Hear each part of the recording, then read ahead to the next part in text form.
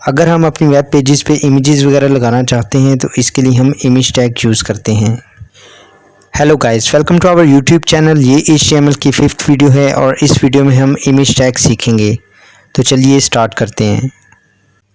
सबसे पहले हम एक फ़ोल्डर में अपनी वेब के लिए इमेजेस रखेंगे, क्योंकि इमेज टैग को यूज़ करके हम इस फ़ोल्डर से इमेजेस को अपनी वेब पेज पे लाएंगे। तो डेस्कटॉप पे मैंने एक फ़ोल्डर बना लिया है जिसका नाम मैंने इमेजेस रखा है और इसमें मैंने 2 इमेजेस ले लिए हैं। तो हमने सबलाइन में पहले से एक डॉक्यूमेंट रेडी कर लिया है, तो इसमें हम इमेज टैग स्टार्ट करते हैं। सबसे पहले हम बॉडी में img लिखेंगे और img लिखने के बाद src is equals to double inverted commas में हम सबसे पहले पाथ देंगे कि हमारा इमेज कहाँ पे पड़ा है। तो हमारा इमेजेस के फ़ोल्डर में पड़ा है, तो यहाँ पे दोबारा आएंगे सबलाइन में और इमेजेस लिखेंगे। इसके बाद स्लैश लिखेंगे। स्लैश के बाद अब हमने इमेज का नाम लिखना है, तो यहाँ पे हम बर्ड नेम वाला इमेज ले लेते हैं। तो यहाँ पे नेम लिखेंगे बर्ड और इसके बाद डॉट लगा देंगे और डॉट के बाद हम इमेज की टाइप लिखेंगे। तो इसकी प्रॉपर्टीज़ में जाके देख लेते हैं टाइप। तो ये देखिए JPG टाइप है, तो JPG टाइप वहाँ पे लिखेंगे। तो चलते हैं सबलाइन में और यहाँ पे डॉट के बाद JPG लिख के तो इसको क्लोज़ कर देते हैं। कंट्रोल S करके इसको सेव करते हैं और इसको खोल लेते हैं अपने गूगल क्रोम में इस फाइल को। तो ये देखिए हमारा इमेज आ गया है। ये जो फ़ोल्डर में इमेज था ये हमारी वेब पेज पे आ गया है। तो चलिए दोबारा चलते हैं अपने सबलाइन एडिटर में और यहाँ पे एक और एट्रीब्यूट यूज़ करते हैं इस इमेज की विड्थ को कंट्रोल करने के लिए। तो यहाँ पे मैं विड्थ दे देता हूँ इसको 300 पिक्सल्स और कंट्रोल S करके सेव करते हैं। गूगल में जाकर रिफ़्रेश करते हैं तो ये देखिए इसकी विड्थ जो है ये कम हो गई है।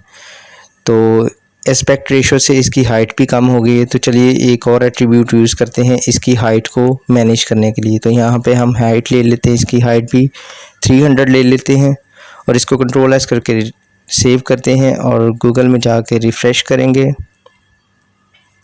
तो ये देखिए अभी इसकी हाइट एस्पेक्ट रेशो के हिसाब से है, लेकिन जैसे ही हम रिफ़्रेश करते हैं तो ये देखिए इसकी हाइट 300 हो गई है।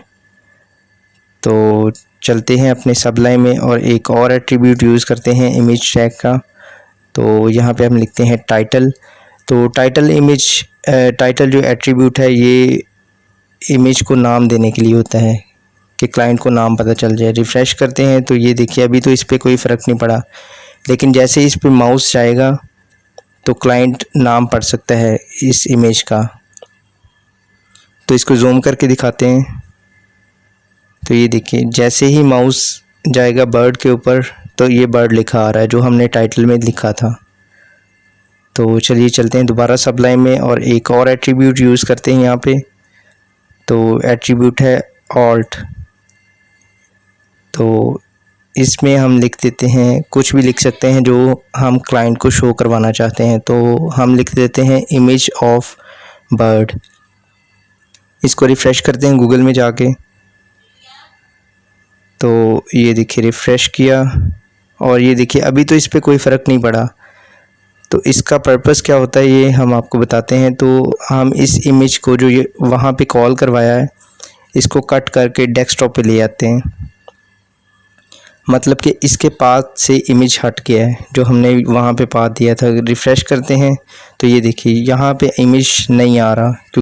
तो दोबारा चलते हैं अपने डेस्कटॉप पे और इस इमेज को दोबारा उस फोल्डर में ले आते हैं, इमेजेस के फ़ोल्डर में। तो यहाँ से इमेज को करते हैं कट और कट करने के बाद इस फोल्डर में हम पेस्ट कर देते हैं और दोबारा चलते हैं गूगल क्रोम में और यहाँ पे करते हैं रिफ़्रेश। तो जैसे ही रिफ़्रेश किया तो यहाँ पे इमेज आ गया क्योंकि सिस्टम को URL मिल गया इमेज का।